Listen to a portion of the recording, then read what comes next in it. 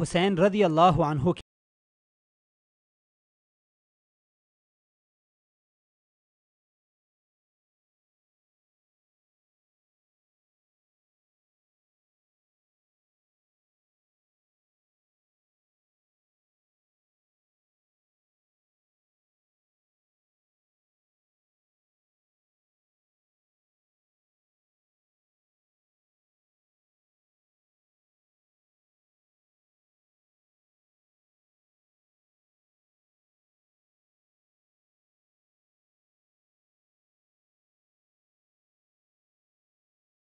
زینب رضی اللہ عنہ اپنے آپ پر قابو نہ رکھ سکی اور اپنے کپڑوں کو گھسیٹتے ہوئے حضرت حسین رضی اللہ عنہ کے پاس پہنچ گئی اور زور سے آواز لگائی، ہائے افسوس، کاش کہ موت ہمیشہ کے لیے میری زندگی کا خاتمہ کرتی۔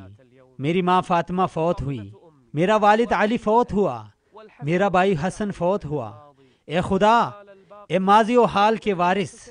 اتنے میں حسین رضی اللہ عنہ زینب رضی اللہ عنہ کی طرف متوجہ ہوئے اور فرمایا، اے میری بہن، ایسی آواز مت لگانا جس سے شیطان خوش ہو جائے۔ تو زینب نے کہا، میرے ماں باپ آپ پر قربان ہوں، میری جان آپ پر فدا ہو۔ ان کی ان باتوں سے حسین کا غصہ ختم ہوا اور ان کی آنکھوں میں آنسو آ گئے۔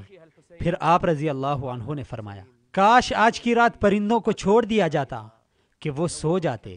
حسین رضی اللہ عنہ کی اس بات سے زینب پر غشی طاری ہوئی، کیونکہ ان کو اندازہ ہوا کہ یہ جدائی کا مقام ہے اور آج کے بعد وہ اپنے بھائی حسین رضی اللہ عنہ کو کبھی نہیں دیکھ پائے گی۔ سیدنا حسین رضی اللہ عنہ نے کھڑے ہو کر اپنی بہن زینب رضی اللہ عنہ کے چہرے پر پانی کا چھڑکاؤ کیا، اور جب وہ ہوش میں آئی تو ان سے فرمایا، میری بہن، اللہ سے ڈرنا اور صبر کا مظاہرہ کرنا۔ یہ بات ہمیشہ سے یاد رکھنا کہ اہل زمین نے مر جانا ہے اور اہل آسماں میں سے صرف اللہ کی ذات باقی رہنے والی ہے۔ میرا والد مجھ سے افضل تھا، میرا بھائی مجھ سے افضل تھا، اور ہم سب کے لیے رسول اللہ صلی اللہ علیہ وسلم کی ذات اقدس اسوہ حسنہ ہے۔ حضرت حسین رضی اللہ عنہ نے اپنی بہن کو ان باتوں سے تسلی دے کر فرمایا، میری بہن، میں تمہیں اس بات پر خدا کی قسم دیتا ہوں کہ مجھ پر ماتم کرتے ہوئے اپنے کپڑے نہ پھاڑنا، اپنے چہرے کو نہ نوچنا، اور اگر میں شہید ہو جاؤں تو ہلاکت اور تباہی کی آواز بلند نہ کرنا۔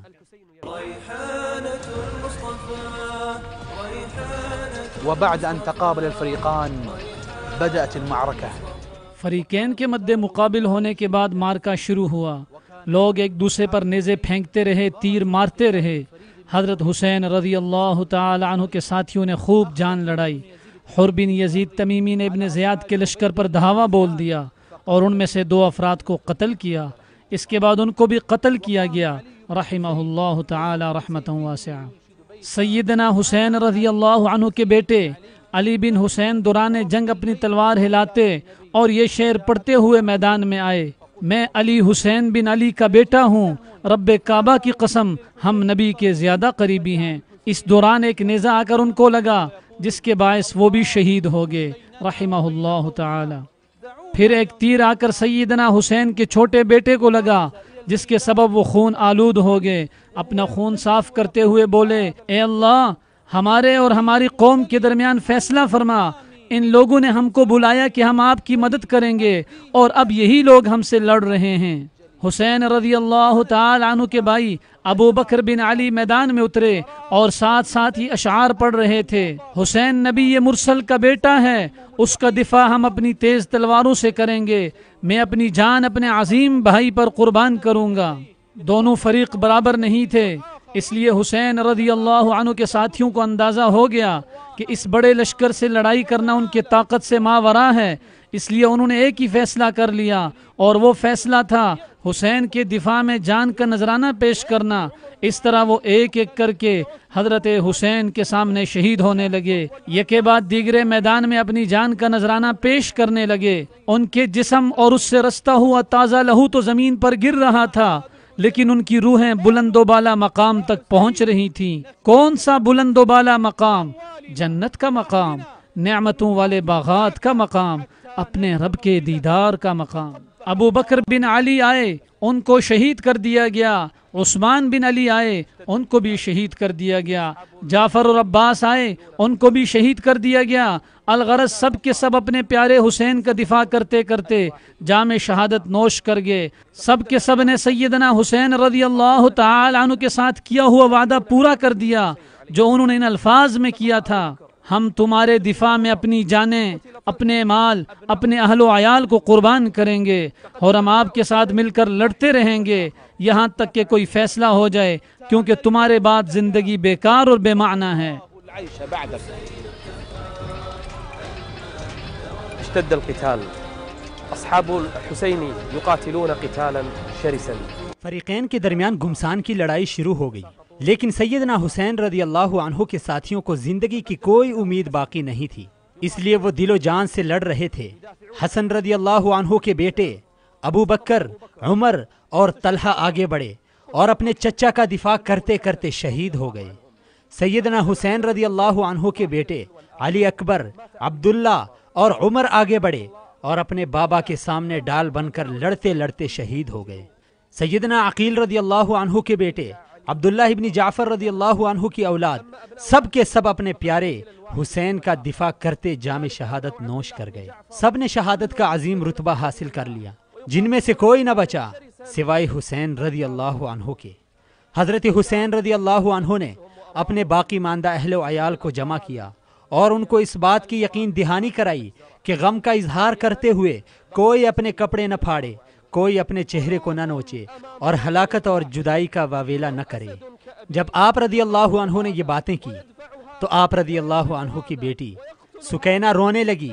حضرت حسین رضی اللہ عنہ اپنی بیٹی کی طرف متوجہ ہوئے اور کہنے لگے: سیطول بعدی یا سکینۃ فاعلمی منک البکاء اذ الحمام دہانی لا تحرقی قلبی بدمعک حسرۃ ما دام منی الروح فی جثمانی۔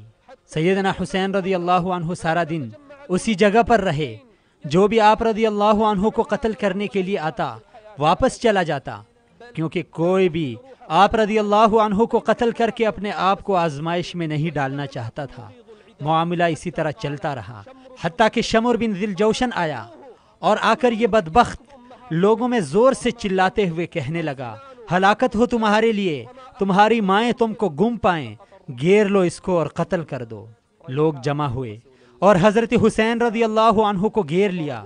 آپ رضی اللہ عنہ اس مجمع کا شجاعت و بہادری کے ساتھ مقابلہ کرتے رہے۔ بہت ساروں کو آپ رضی اللہ عنہ نے قتل بھی کیا۔ آپ رضی اللہ عنہ لڑتے ہوئے شیر کے روپ میں نظر آئے، لیکن افسوس کہ کثرت شجاعت پر غالب آئی۔ اس دوران شمر بن ذی الجوشن پھر چلا کر کہنے لگا: ہلاکت ہو تم سب کے لیے، کس چیز کا انتظار کر رہے ہو؟ آگے بڑھو۔ سب حسین رضی اللہ عنہ کی طرف آگے بڑھے تو شمر بن ذی الجوشن یا ایک روایت کے مطابق سنان بن انس، ان میں سے ایک نے حضرت حسین رضی اللہ عنہ کو نیزہ مارا جو سیدھا جا کر ان کی ہنسلی کی ہڈی کو لگا۔ پھر دوسرا نیزہ مارا جو ان کے سینے پر لگا، جس کے باعث سیدنا حسین رضی اللہ عنہ زمین پر گر پڑے رضی اللہ تعالی عنہ وارضاہ۔ اس کے بعد سب جمع ہوئے اور حسین کو بے دردی سے شہید کیا۔ اس طرح سے نواسے رسول صلی اللہ علیہ وسلم، نوجوانان جنت کے سردار اور خوشبوئی رسول سیدنا حسین رضی اللہ تعالی عنہ اس دنیای فانی سے رخصت ہو گئے۔ انا للہ و انا الیہ راجعون۔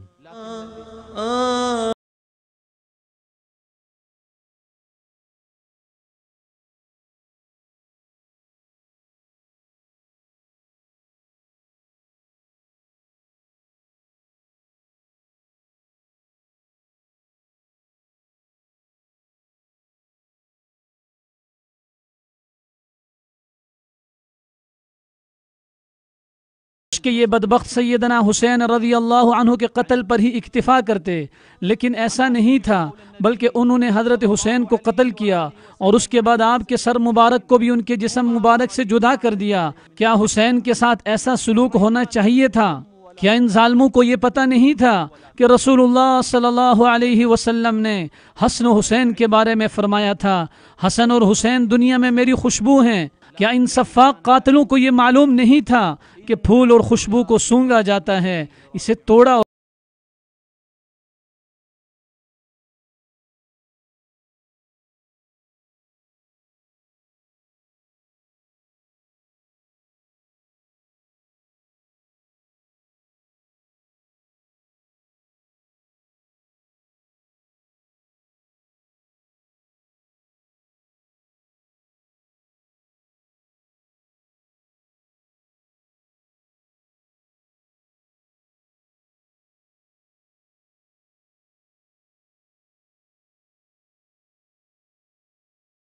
کہ اس پر آنسو بہائے جائیں، اس پر دل پریشان ہو جائے. اسی لیے تو دل خون کے آنسو روتا ہے، آنکھیں آنسو بہاتی ہیں، دل غمگین ہے، لیکن زبان پر انا للہ و انا الیہ راجعون کے علاوہ کچھ بھی نہیں آتا. حضرت حسین رضی اللہ تعالی عنہ کی اولاد میں سے صرف اور صرف ان کے چھوٹے صاحبزادے علی اصغر جو زین العابدین کے نام سے مشہور تھے زندہ رہ گئے تھے. 11 محرم الحرام کا سورج کربلا کی سرزمین پر طلوع ہوا، سورج بھی غم سے نڈھال دکھائی دے رہا تھا. اور ایسا کیوں نہ ہوتا جبکہ سرزمین کربلا کی مٹی پر ان پاک باز ہستیوں کے جسم بکھرے پڑے تھے جن میں سر فہرست نوجوانان جنت کے سردار خوشبو رسول صلی اللہ علیہ وسلم سیدنا حسین ابن علی رضی اللہ عنہما کا جسم اطہر تھا. اسی دن یعنی 11 محرم کو عبید اللہ بن زیاد کے لوگ اس غرض سے آگے کہ اہل بیت رسول صلی اللہ علیہ وسلم کے باقی ماندہ لوگوں کو کوفہ لے جائیں. اہل بیت کو لے جانے والا شخص ان کو جائے مارکا کے کنارے لے گیا جہاں جسم کٹے ہوئے پڑے تھے، جسم کے ٹکڑے ٹکڑے بکھرے ہوئے تھے، جہاں کا منظر بہت ہی دردناک تھا، ہر طرف خون ہی خون نظر آ رہا تھا. اس لیے اہل بیت کی خواتین نے ایک نظر اپنے پیاروں پر ڈالی اور حضرت حسین اور دیگر شہداء کو الوداع کیا، اس حال میں کہ وہ اپنے اونٹ پر بیٹھی زار و قطار رو رہی تھی، ان کی آنکھیں برس رہی تھیں، ان کے دل غم سے نڈھال تھے. وصل الوفد المكلوم من بقي من آل بیت رسول اللہ. یہ غم کا ستایا ہوا قافلہ کوفہ کی طرف رواں دواں تھا جو اہل بیت کے باعزت افراد پر مشتمل تھا، جن میں زینب بنت علی، سکینہ بنت حسین، فاطمہ بنت الحسین، ان کے ساتھ حسن بن حسن اور علی زین العابدین بن حسین رضی اللہ عنہم تھے. جب یہ ہستیاں کوفہ پہنچی تو کوفہ والوں نے اس قافلے کا کیسا استقبال کیا. کوفہ کے مرد اور عورتیں ان کے استقبال کے لیے نکلے تھے، لیکن جب اہل بیت نے ان کا سامنا کیا تو اس مقام پر سیدنا حسین رضی اللہ عنہ کی بیٹی فاطمہ بنت حسین رضی اللہ عنہا نے ان کو مخاطب کر کے کچھ شاندار باتیں کی جس نے دل ہلا دیے اور جس سے آنکھیں نم ہوئیں. ان میں سے چند کلمات پیش خدمت ہیں.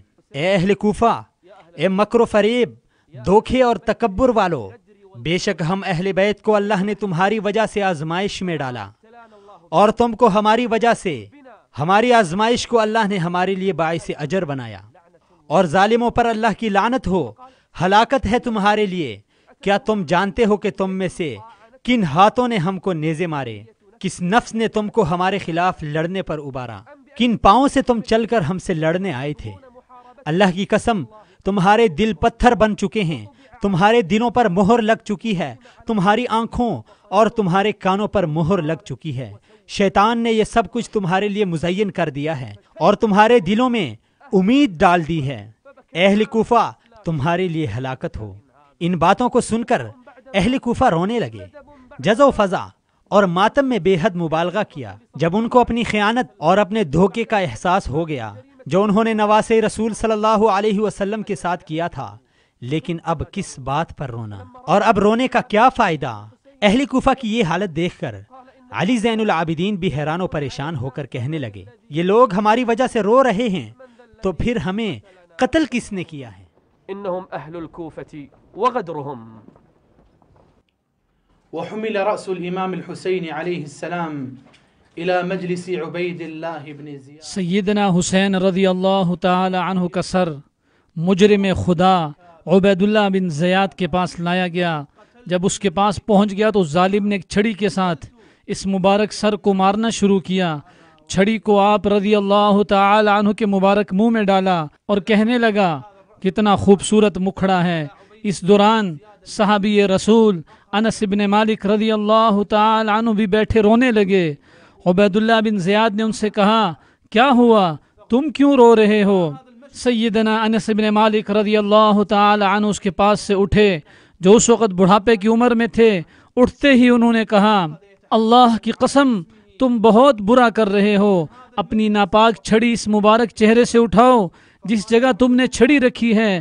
میں نے رسول خدا صلی اللہ علیہ وسلم کو اسے چومتے دیکھا تھا۔ سیدنا حسین رضی اللہ تعالی عنہ کو سرزمین عراق میں کربلا کے مقام پر جمعہ کے دن 10 محرم الحرام سن 61 ہجری کو شہید کیا گیا۔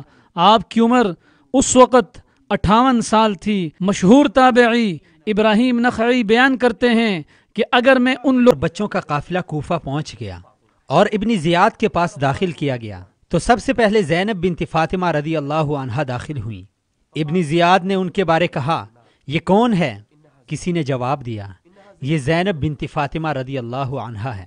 ابن زیاد نے کہا اللہ کا شکر ہے جس نے تم کو رسوا کیا اور تم کو قتل کیا۔ سیدہ زینب رضی اللہ عنہا نے کہا اس طرح نہیں بلکہ اللہ کا شکر ہے جس نے ہمیں محمد صلی اللہ علیہ وسلم کی وجہ سے عزت دی اور اللہ نے ہم اہل بیت کو پاک صاف کیا، اور بے شک رسوا تو فاسق اور فاجر شخص ہوتا ہے۔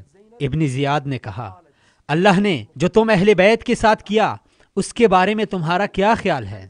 سیدہ زینب رضی اللہ عنہا نے کہا اللہ نے ان کے مقدر میں شہادت لکھی تھی جو انہوں نے پالی، اور عنقریب اللہ ان کو اور تم کو ایک جگہ جمع کرے گا، پھر تمہارا فیصلہ اللہ اپنے دربار میں ساری مخلوق کے سامنے کرے گا۔ عبیداللہ بن زیاد کی ماں کو جب اپنے بیٹے کی کارستانی کا علم ہوا تو اس نے اپنے بیٹے کو خوب ڈانٹا اور کہا ہلاکت ہے تیرے لیے، یہ تم نے کیا کیا؟ اے خبیث شخص، تو نے رسول اللہ صلی اللہ علیہ وسلم کے بیٹے کو قتل کیا، تو کبھی بھی جنت کو نہیں دیکھ پائے گا۔ لیکن ناظرین، مجرموں کے دل پتھر سے بھی سخت ہوتے ہیں، جب ان کے دلوں پر مہر لگ جاتی ہے تو ان کو اچھے برے کام میں تمیز کرنا مشکل ہو جاتا ہے۔ برادران اسلام، اس طرح سے سیدنا حسین رضی اللہ تعالی عنہ اور اہل بیت کی یہ داستان غم اپنے اختتام کو پہنچی۔ اس طرح سے یہ پاک روحیں جمعہ کے مبارک دن میں اپنے خالق حقیقی سے جا ملی۔ اللہ ان سے راضی اور وہ اللہ سے راضی۔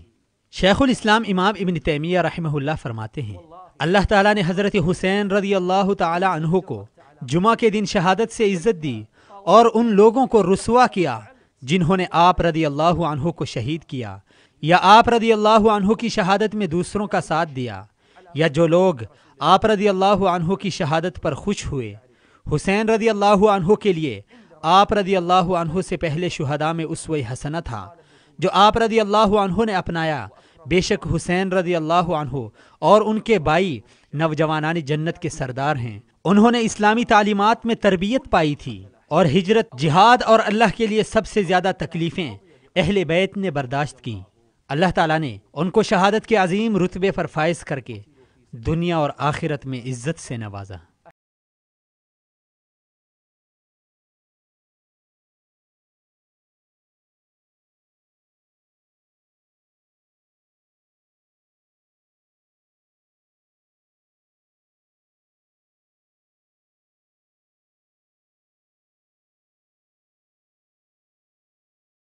حسین رضی اللہ تعالی عنہ کی شہادت کا حقیقی ذمہ دار کون ہے؟ اہل کوفہ۔ یہی لوگ تھے جنہوں نے حضرت حسین کو بار بار خط بھیجے، آپ کو کوفہ آنے پر مجبور کر دیا، باوجود اس کے کہ صحابہ کرام رضی اللہ عنہم اجمعین نے آپ کے کوفہ جانے کی مخالفت کی، اور پھر یہی اہل کوفہ آپ کی مدد اور نصرت سے پیچھے ہٹے، بلکہ مخالفین کے ساتھ مل کر آپ رضی اللہ عنہ سے لڑنے کے لیے میدان میں اترے۔ کوفہ و بصرہ کا گورنر عبیداللہ بن زیاد، یہ ایک ظالم گورنر تھا جو صحابہ اکرام رضی اللہ تعالی عنہم کو گالیاں دیا کرتا تھا، اس کے ساتھ ساتھ اہل بیت سے بے تحاشا بغض رکھتا تھا۔ یہی وہ شخص تھا جس نے سیدنا حسین کے مذاکرات بھی رد کر دیے، آپ کے شہید ہونے پر خوشی کا اظہار کیا، آپ کا سر مبارک جسم سے الگ کیا اور آپ کے چہرے کو اپنی ناپاک چھڑی سے مارتا رہا۔ کوفہ کا لشکر اور اس لشکر کا قائد، اس لشکر میں کوفہ کے وہ بڑے سردار تھے جنہوں نے جناب حسین رضی اللہ عنہ کو کوفہ بلایا، پھر آپ کی مدد اور نصرت سے منہ پھیر کر مخالف لشکر کے ساتھ مل گئے اور ان کے ساتھ لڑائی کی۔ رہا اس لشکر کا قائد تو وہ رئی علاقے کی لالچ میں آنے والا عمر بن سعد تھا، جس نے اس لشکر کی قیادت کی۔ اس قتل میں شریک دوسرے افراد، ان میں سنان بن انس نخعی تھا، جس نے حضرت حسین کو پہلے نیزہ مارا اور پھر آپ رضی اللہ عنہ کے سر مبارک کو جسم سے علیحدہ کر دیا۔ بعض روایات میں آتا ہے کہ یہ شخص کوئی اور تھا، اور جس نے اس کام پر ان سب کو ابارا تو وہ بدبخت تھا شمر بن ذی الجوشن، اور جو حضرت حسین رضی اللہ عنہ کا سر مبارک ابن زیاد کے پاس لے گیا تھا تو اس بدبخت کا نام تھا خولی بن یزید الاصبحی، اموی حاکم یزید، جو اس بات پر قادر تھا کہ وہ سیدنا حسین رضی اللہ تعالی عنہ کو قتل کرنے سے ابن زیاد کو روکتا، لیکن اس نے ایسا نہیں کیا۔ اسی طرح اس افسوسناک واقعے پر اس نے ابن زیاد سے قصاص بھی نہیں لیا اور اسے ایسے ہی چھوڑ دیا۔ شیخ الاسلام امام ابن تیمیہ رحمہ اللہ منہاج السنہ میں لکھتے ہیں، یزید نے حسین رضی اللہ تعالی عنہ کی مدد نہیں کی اور نہ ہی حسین کو قتل کرنے والے کو قتل کیا، نہ ہی حسین کے خون کا بدلہ لیا۔ حافظ ابن کثیر رحمہ اللہ البدایہ والنہایہ میں رقم تراز ہیں، یزید نے عبید اللہ بن زیاد کو اس کے عہدے سے نہیں ہٹایا، نہ اس کو سزا دی اور نہ ہی اس کو ڈانٹا۔ تو سیدنا حسین رضی اللہ تعالیٰ عنہ کی شہادت اس کے عہد حکومت پر ایک سیاہ داغ ہے اور تاریخ اسلام کا ایک سیاہ ترین باب، جو ہمیشہ ایک ناقابل تردید حقیقت کے طور پر یاد رکھا جائے گا۔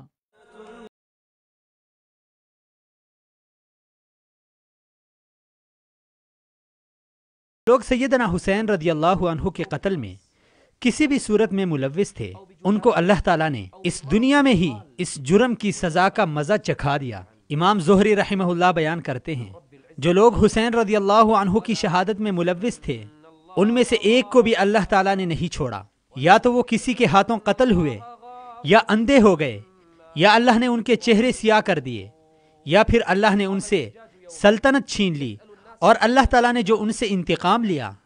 اس کی واضح 3 صورتیں ملتی ہیں۔ نمبر 1، پاگل پن۔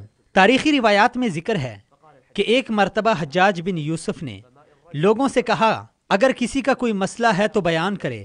لوگوں نے اپنے اپنے مسائل بیان کیے۔ اتنے میں سنان بن انس نخعی اٹھ کر کہنے لگا، میں حسین کا قاتل ہوں۔ تو حجاج نے طنزیہ لہجے میں کہا، اچھی مصیبت ہے۔ جب سنان ابن انس اپنے گھر لوٹ گیا تو اس کی زبان بند ہو گئی اور اس کی عقل ختم ہو گئی، وہ پاگل ہو گیا۔ تو یہ جس جگہ پیشاب کرتا تھا اسی جگہ کھانا بھی کھاتا تھا، نعوذ باللہ من ذالک۔ نمبر 2، قتل ہونے کی سزا۔ شمر بن ذی الجوشن کو مختار الثقفی کے لوگوں نے قتل کیا۔ جب یہ ان کے سامنے آیا تو پہلے اس سے کہ یہ جنگ کا لباس پہنے اور اپنا اسلحہ اٹھائے، اسے نیزہ مارا گیا، جس سے یہ زخمی ہوا۔ بعد میں اس کو ابو عمرہ نامی ایک شخص نے قتل کیا، اس کے جسم کو کتوں کے سامنے ڈالا گیا۔ اسی طرح خولی بن یزید اصبحی کو بھی قتل کیا گیا اور اس کے جسم کو آگ میں جلا دیا گیا تھا۔ یہ وہ شخص تھا جو حسین رضی اللہ تعالی عنہ کے سر مبارک کو ابن زیاد کے پاس لے گیا تھا۔ اسی طرح عمر ابن سعد کو بھی قتل کیا گیا تھا اور اس نے اس لشکر کی قیادت کی تھی جو حسین رضی اللہ عنہ کے ساتھ لڑنے آیا تھا۔ رہا عبید اللہ ابن زیاد، تو اس بدبخت کو ابراہیم بن اشتر نامی ایک شخص نے قتل کیا، اور اس کی موت بھی عاشورہ کے دن سن 67 ہجری کو ہوئی تھی، بلکہ اس کا بھی اسی طرح سے سر کاٹا گیا تھا جس طرح اس بدبخت نے جناب حسین رضی اللہ عنہ کا سر تن سے الگ کیا تھا۔ مختار نے اس کا سر سیدنا عبداللہ بن زبیر رضی اللہ عنہ کے پاس بھیجا، پھر عبداللہ بن زبیر رضی اللہ عنہ نے اس کا سر علی بن حسین رضی اللہ عنہما کی طرف بھیجا۔ اس کے بعد اس کے سر کو مسجد میں لٹکایا گیا تو اتنے میں ایک سانپ آ کر اس کے نتنوں میں گھس گیا اور منہ سے نکل گیا۔ اس طرح اس نے 2 یا 3 مرتبہ کیا۔ اور یزید تو حسین رضی اللہ عنہ کی شہادت کے بعد اس سے لوگ نفرت اور بغض کرنے لگے۔ اس سے بہت سارے لوگ ناراض تھے، جن میں اہل مدینہ بھی شامل تھے۔ اللہ تعالیٰ نے اس کو بھی مہلت نہیں دی اور بہت ہی جلد اس سے بادشاہی جیسی نعمت چھین لی، جس کی کل مدت 4 سال تھی۔ نمبر 3، مختلف قسم کی بیماریاں اور مصائب۔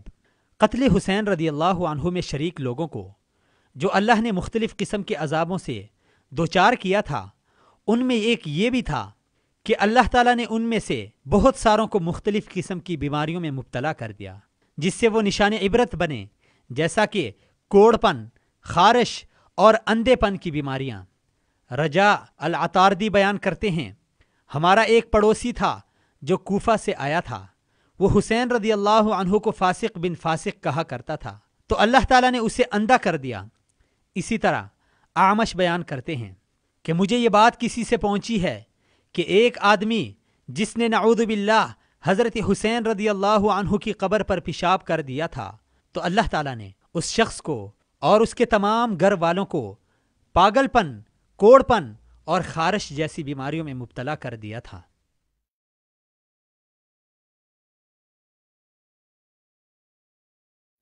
برادران اسلام، رسول اللہ صلی اللہ علیہ وسلم جس طرح صحابہ کرام رضی اللہ عنہم اجمعین کو واعظ و نصیحت کرنے کے لیے منبر پر قدم رکھتے، اسی طرح رسول اللہ صلی اللہ علیہ وسلم اپنی بعض خواہشات کا اظہار بھی منبر پر چڑھ کے کرتے۔ آپ صلی اللہ علیہ وسلم نے کیا خواہش کی تھی؟ آپ صلی اللہ علیہ وسلم نے اپنی خواہش کا اظہار کرتے ہوئے فرمایا، قسم ہے اس ذات کی جس کے ہاتھ میں محمد کی جان ہے، میری دلی خواہش ہے کہ میں اللہ کی راہ میں جہاد کروں اور شہید ہو جاؤں، پھر جہاد کروں اور شہید ہو جاؤں، پھر جہاد کروں اور پھر شہید ہو جاؤں۔ یہ تھی آپ صلی اللہ علیہ وسلم کی خواہش، اور کتنی پیاری خواہش ہے۔ اسی لیے تو ہم کہتے ہیں یہ اللہ تعالیٰ کا عظیم فضل و کرم اور احسان تھا کہ انہوں نے جناب حسین رضی اللہ تعالی عنہ کو شہادت کے اس عظیم الشان رتبے پر فائز فرمایا جس کی ان کے بابا نے بار بار تمنا کی تھی۔ یہ بات قابل غور ہے کہ کس طرح رسول اللہ صلی اللہ علیہ وسلم نے صحابہ کرام رضی اللہ تعالی عنہم اجمعین کے دلوں میں شہادت کا مفہوم و مقام راسخ کیا تھا، کس طرح سے ان کے دلوں میں اس جذبے کو پیدا کیا تھا۔ ترمذی شریف کی روایت میں ہے، آپ صلی اللہ علیہ وسلم فرماتے ہیں، شہید کو اللہ تعالی 6 انعامات سے نوازتا ہے۔ اس کو پہلی ضرب میں معاف کر دیا جاتا ہے، اسے شہید ہوتے ہی جنت میں اس کا مقام دکھا دیا جاتا ہے، اسے قبر کے عذابوں سے محفوظ رکھا جاتا ہے، اسے قیامت کی گھبراہٹ سے بچا لیا جاتا ہے۔ قیامت والے دن اس کے سر پر یاقوت کا تاج سجایا جائے گا جو دنیا و ما فیہا سے بہتر ہے۔ جنت میں اللہ تعالیٰ اسے 72 حوریں عطا کرتا ہے اور اس کے رشتہ داروں میں سے 70 لوگوں کے حق میں اس کی شفاعت قبول فرماتا ہے۔ اسی طرح بخاری اور مسلم کی روایت میں رسول اللہ صلی اللہ علیہ وسلم کے ارشاد گرامی ہے، کوئی شخص ایسا نہیں جو جنت میں جانے کے بعد واپس دنیا میں آنے کی تمنا کرے، چاہے اسے دنیا میں بہت کچھ دے دیا جائے، سوائے شہید کے، کیونکہ جنت میں جانے کے بعد بھی اس کی تمنا ہوتی ہے کہ اسے واپس دنیا میں بھیج دیا جائے اور وہ 10 بار شہادت کا رتبہ حاصل کر لے، اور یہ خواہش اس کے دل میں ان انعامات اور اس عزت کی وجہ سے پیدا ہوتی ہے جو اسے شہادت پہ نصیب ہوتے ہیں۔ یہ ہے شہادت کا رتبہ اور اس کا مقام اور اس کی منزلت۔ اب ہم یہ سوال کرتے ہیں کہ سیدنا حسین رضی اللہ تعالی عنہ کربلا میں کامیاب ہوئے یا ناکام؟ اگر ہم نعوذ باللہ کہیں کہ ناکام ہوئے تو ہم نے رسول اللہ صلی اللہ علیہ وسلم کی تکذیب کی، آپ صلی اللہ علیہ وسلم کو جھٹلایا، کیونکہ آپ صلی اللہ علیہ وسلم نے کئی مواقع پر فرمایا تھا حسن و حسین نوجوانان جنت کے سردار ہیں۔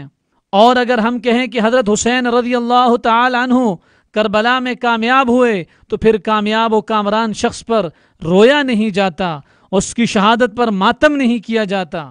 کربلا میں حسین رضی اللہ تعالی عنہ کی شہادت ان پر اللہ کا فضل کرم اور احسان تھا۔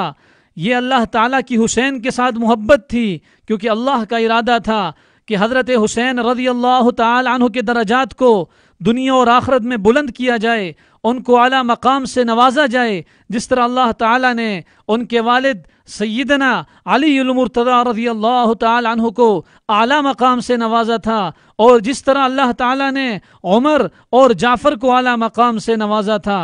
ہمیں حضرت حسین رضی اللہ تعالی عنہ کی شہادت کا دکھ اور درد محسوس ہوتا ہے، لیکن دوسری جانب ان کے جنتی ہونے پر ہمیں خوشی ہوتی ہے، اور ہونی بھی چاہیے، کیونکہ ان کو اللہ نے جنت کی سرداری عطا کی۔ اگرچہ وہ اس دنیا سے چلے گئے، لیکن اللہ تعالیٰ نے ان کو جنت کی ابدی زندگی میں انعام و اکرام سے نوازا، ان کا نام رہتی دنیا تک زندہ و جاوید رہے گا۔ ارشاد خداوندی ہے، جو لوگ اللہ کی راہ میں قتل ہوئے ہیں انہیں مردہ نہ سمجھو، وہ تو حقیقت میں زندہ ہیں، اپنے رب کے پاس سے رزق پا رہے ہیں۔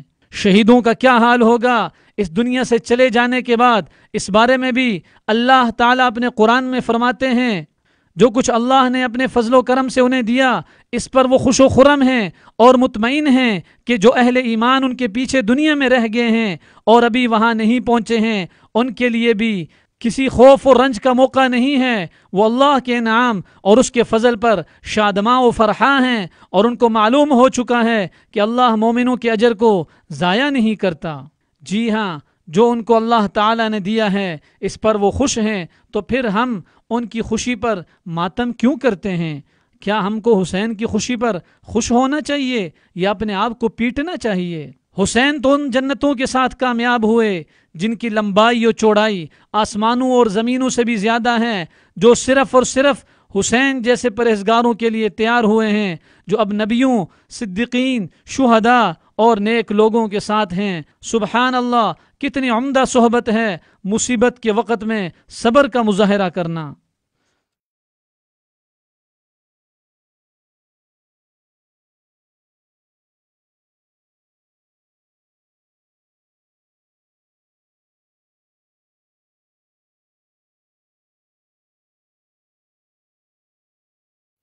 اس میں کوئی شک نہیں کہ تمام مسلمانوں کو سیدنا حسین رضی اللہ تعالیٰ عنہ کی شہادت کا درد اور غم ہے، اور ایسا کیوں نہ ہو جب نواسۂ رسول صلی اللہ علیہ وسلم کو اس بے دردی سے شہید کیا جائے۔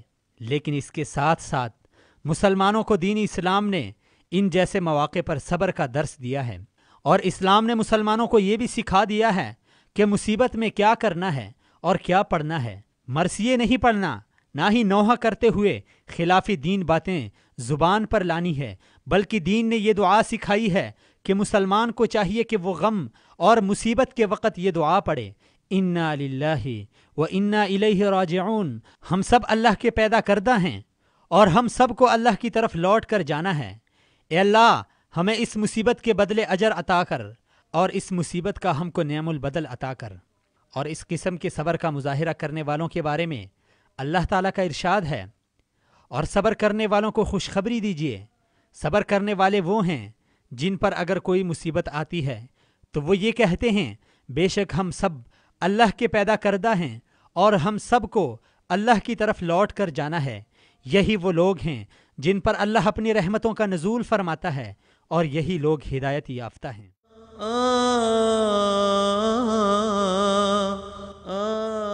سیدنا حسین سے پہلے ان کے بابا جناب محمد مصطفیٰ صلی اللہ علیہ وسلم نے بھی اپنی امت کو یہی درس دیا تھا، جس میں آپ صلی اللہ علیہ وسلم نے فرمایا تھا، وہ شخص ہم میں سے نہیں ہے جس نے مصیبت کے وقت اپنے گریباں کو چاک کیا اور اپنے کپڑے پھاڑے اور جاہلیت کی پکار کو بلند کیا۔ خداوندی کریم بھی مسلمانوں کو قرآن کریم میں اس صبر کی تلقین فرماتا ہے۔ فرمانی الہی ہے، اے ایمان والو، صبر کا دامن اپناؤ اور دوسروں کو بھی صبر کی تلقین کیا کرو، اور آپس میں مل کر رہا کرو، اور اللہ سے ہمیشہ ڈرتے رہو تاکہ تم کامیاب ہو جاؤ۔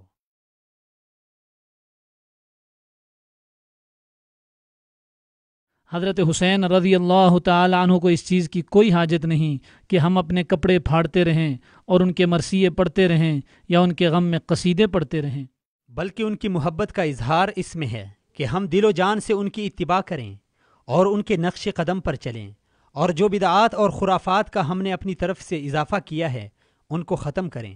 اور آخر میں ہم اللہ رب العزت سے دعا گو ہیں کہ جو ہم نے نواسۂ رسول صلی اللہ علیہ وسلم کی زندگی اور ان کی عظیم شہادت کے بارے میں بہت ہی اختصار کے ساتھ پیش کیا، اس کو ہم سب کے لیے راہ نجات اور ذریعہ نجات بنائے۔ آمین یا رب العالمین۔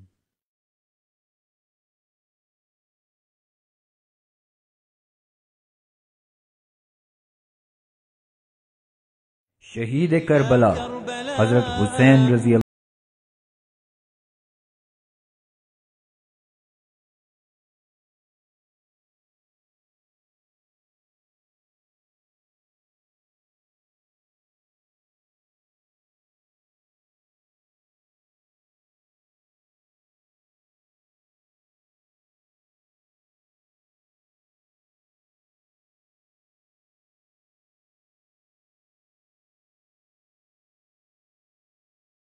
کی حقیقت۔